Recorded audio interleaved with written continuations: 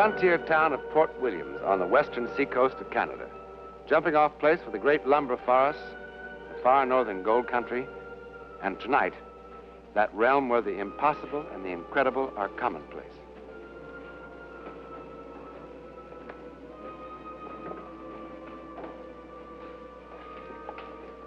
The Port Williams Hotel. Rooms $1.25 and up. Up to $2. But at this stage of their lives, $2 is important money to Jan and Philip Werris, because they've come to the end, the dismal end of a long-cherished dream. But for Philip Werris, tonight is also the beginning of an adventure beyond his wildest dreams. Beyond belief. Yet, it happened. Check out Times 12 noon. Bathrooms down the hall. Thank you.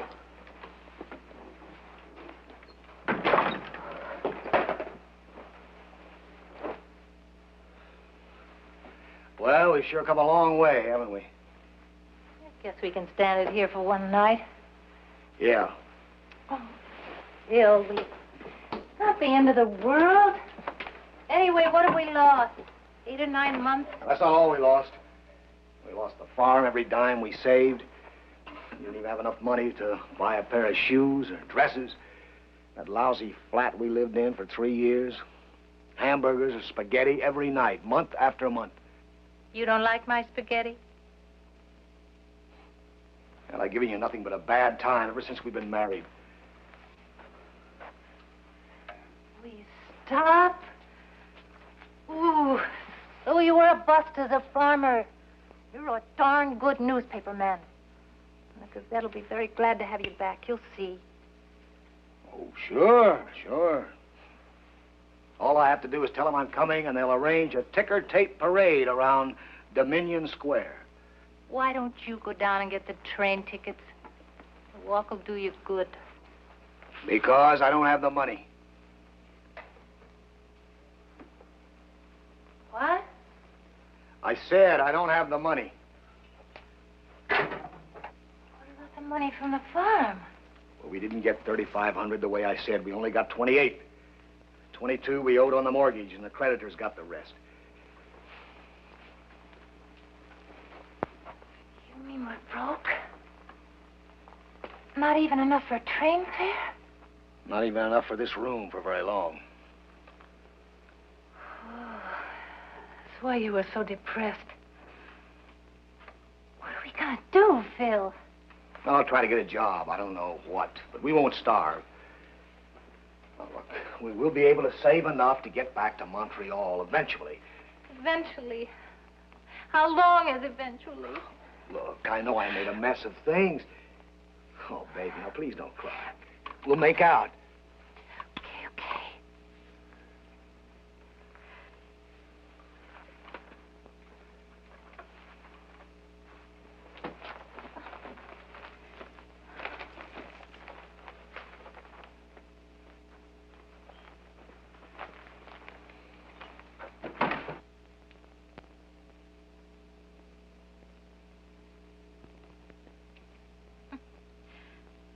Apparently the last tenant in this room had money troubles, too. He went right to the heart of the problem. The Gold Miner's Handbook.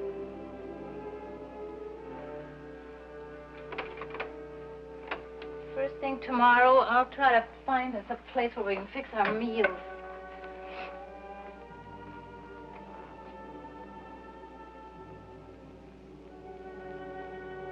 Phil? Phil? What's so fascinating? What? That book. You're staring at it as though it were a $1,000 bill. I don't know. When I saw this name written here, Larry Barton. So? I don't know. Oh, screwy. Look, we better get finished. Go to bed. It's getting late. Phil, I'm real sorry I made that fuss. I wanted to...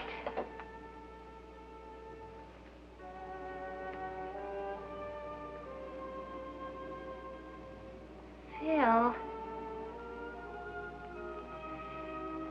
Phil! What's the matter? You tell me. Tell you? What? Phil, what is it? What's the matter? Nothing.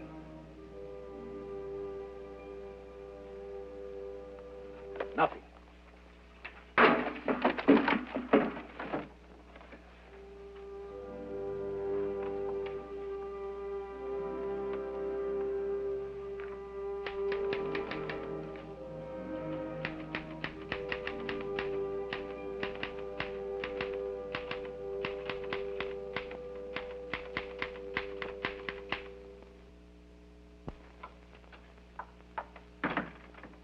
Get up.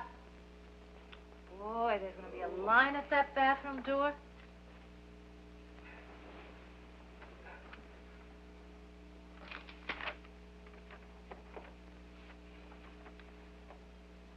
Port Williams, September 7th, 1960.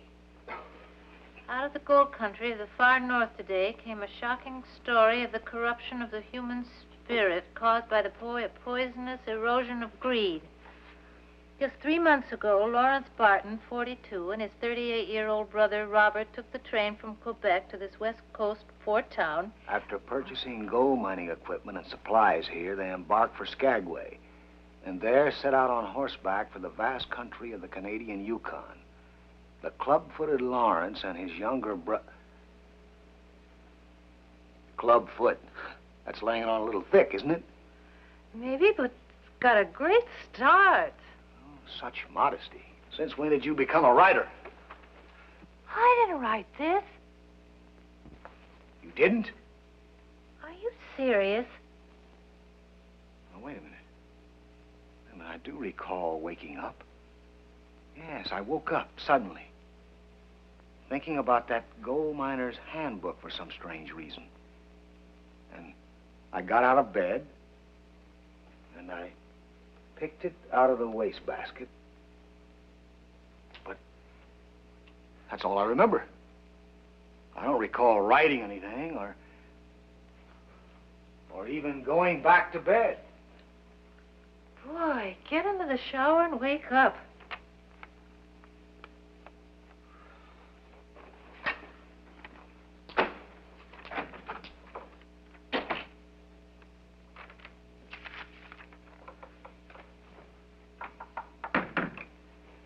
In the shower, I figured out what must have set me off. Hmm? Larry Barton, the name in this handbook. The brothers in that yarn are Lawrence and Robert Barton. This is an absolutely fascinating story, Phil. What? You still don't remember writing this? Nope. Don't you think this is a little strange? More than a little. What can I do about it? Boy, I know. You can finish it and send it to J.G. Carter. He'll buy this in a minute. Look, he's a newspaper editor, not a publisher of fairy tales. This is perfect Sunday supplement stuff. Look, but it isn't true. I mean, I get myself in a fine fix sending in a hoax. Well, who would care? You send the paper an exciting story, and we get the train fare back to Montreal. Honey. I'm serious, Phil. This is a darn good story. These two brothers traveling through the mountain country up north looking for gold. All the trouble they get into and how they're lost and they haven't any food. I don't care what you say. This is just the kind of thing they want. Like this part here. Look. Where you say, actually, the mine is only 16 miles from the settlement of Riverton, only they don't know it. And with all this gold, they're starving to death. Oh, brother. There they are, just sitting there, thinking of nothing but that gold and hating each other. Each waiting for the other to make a move toward his gun. What a situation. How does it end? Well, they kill each other naturally. Oh, Phil, I'm serious. If you'd put an ending to this... It ends where it belongs, in the wastebasket. And any 5-year-old could figure that out. But that's what's wrong with it, besides being a fake. I'm off.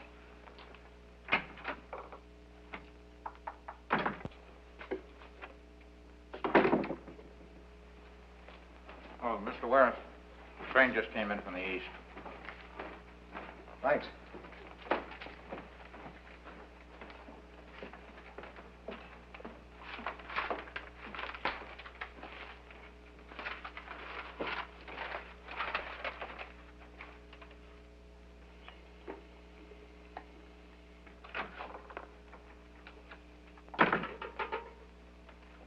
What about this? Take a look. They bought it. Brothers kill each other over gold discovery by Philip Warris. How about that check? Jan, I simply don't think... Phil, listen, I cut out every reference to that clubfoot. Read Carter's letter. Says it's a first-rate job of reporting. He doesn't even object to the ending. Keep reading. Follow-up story? Yes. They've already sent a man to Quebec to dig up background material on the Barton family. What do they think about the brothers who killed each other? And what about the mine? Who gets it?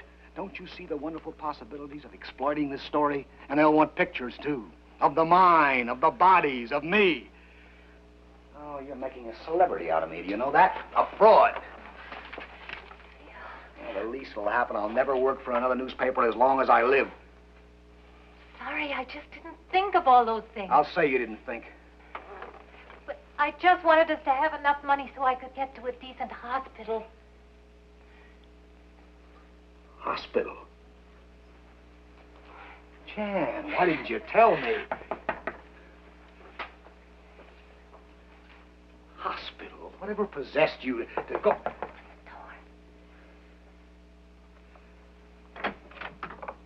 Yes? Mr. Warris? Philip Warris? Yes? I'm Mrs. Lawrence Barton. Mrs. Lawrence Barton. Yes, I don't want to intrude. I just want to thank you. Thank me?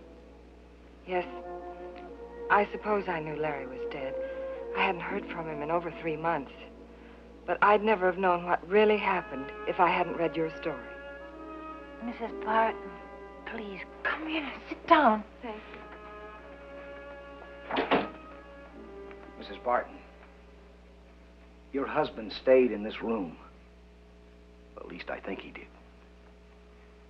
And that's really all I know about him. Well, I don't understand. Aren't you the Philip Warris who wrote this story?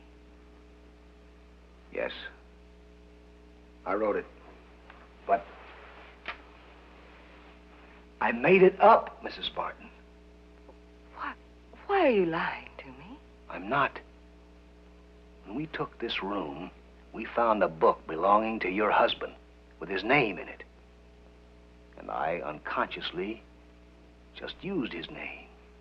But the rest was sheer fiction, believe me. Oh, Mrs. Barton, I know I did a terrible thing. An unforgivable thing. But it just never occurred to me that Larry Barton would have a wife somewhere. I just didn't stop to think. Mrs. Barton, this is not his fault. It's mine. I sent that story in.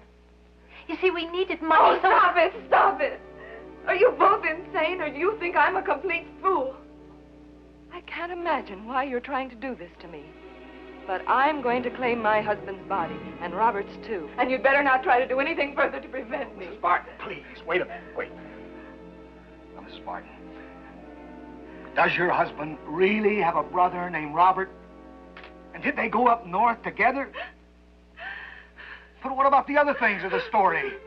Well, I mean, they can't all be true. Their ages, their deep affection for each other. Mr. Warris, what do you want of me? Mrs. Barton, I don't know how to explain this to you. It's all an impossible, horrible coincidence. My husband did make up that story. So you see, your husband's probably alive. I'm sure he is. Well, if he is, I'm going to find him. Spartan, I'll help you.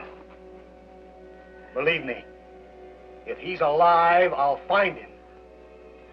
Please.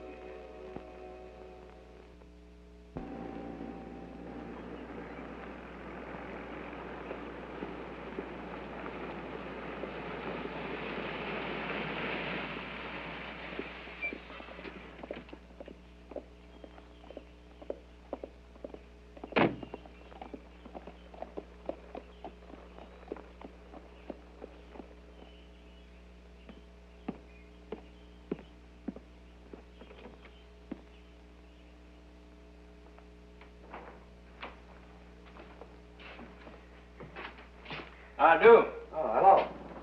Say, I wonder if you could help me. I'm looking for two men, brothers. Their name's Barton. Never heard of them. What do they do? Well, they're supposed to be up in this country prospecting for gold. It's a mighty big country. Yes.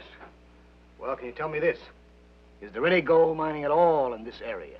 I mean, nearby, within 50 or 100 miles. Never heard of any gold being found in this area. Well, is there someone who knows for certain? I'm also the government claims officer. Any gold found, the claim's got to be recorded with me or it don't belong to the finder. I see. You know this country pretty well? Been parking my feet on that there pot-bellied stove for the past 8 years. I wonder if you'd be familiar with this at all.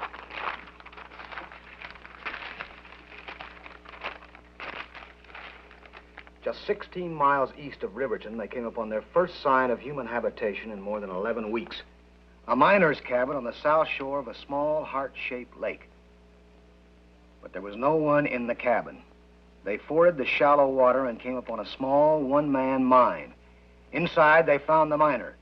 He had been dead for weeks, victim of a rock slide when one of his shoring timbers broke loose. Yeah, there is a little heart-shaped lake out that way. There is? Yeah, just about 16 miles east of here, too.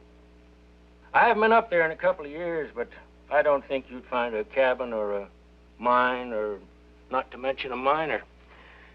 I don't want to be mining anyway. Say, could you sell me a pair of field glasses? Why, sure. Sure thing.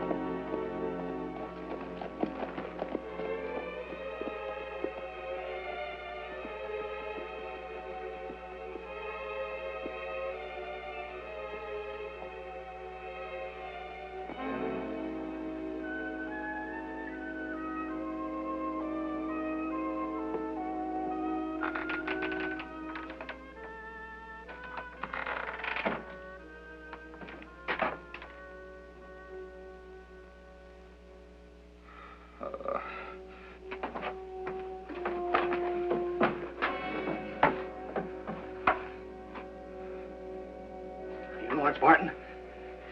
Robert. Where's your brother? In the mine. Where's that? At the other end of the lake. I know where it is. All right, come on. I'll give you a hand into the bed. Come on. All right, here we go.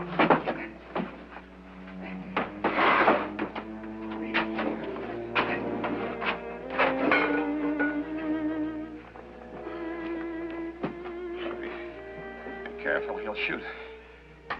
Careful.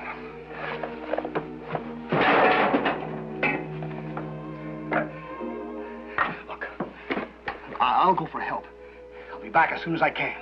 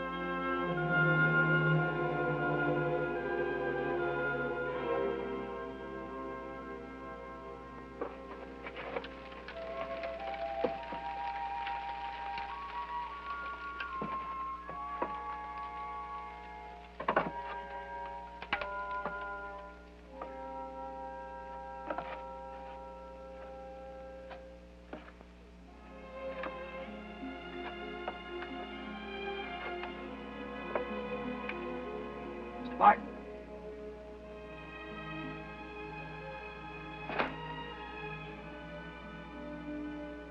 Mr. Martin. Mr. Martin, your wife is very worried about you. Mr. Martin, I'm not going to hurt you.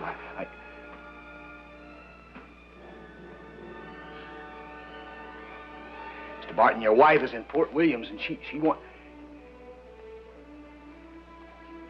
Mr. Martin.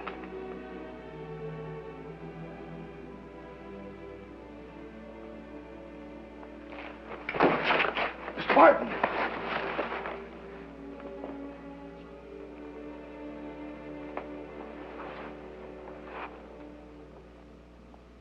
Lawrence Barton was dead. He was dead from cold and hunger. But as Philip West had written days before it actually happened, he was really the victim of the corruption of the human spirit caused by the erosion of fear, mistrust, and greed. The story that he had typed that night in some sort of psychic seizure turned out to be true. Only the ending proved to be inaccurate. He couldn't get that part from the mind of Lawrence Barton because it hadn't yet happened. What do you call this sort of fantastic occurrence? Well, it's sometimes almost impossible to label things accurately, particularly when we know so little about what we're trying to label. However, the scientists who study psychic phenomena have devised 14 separate categories, or 14 labels.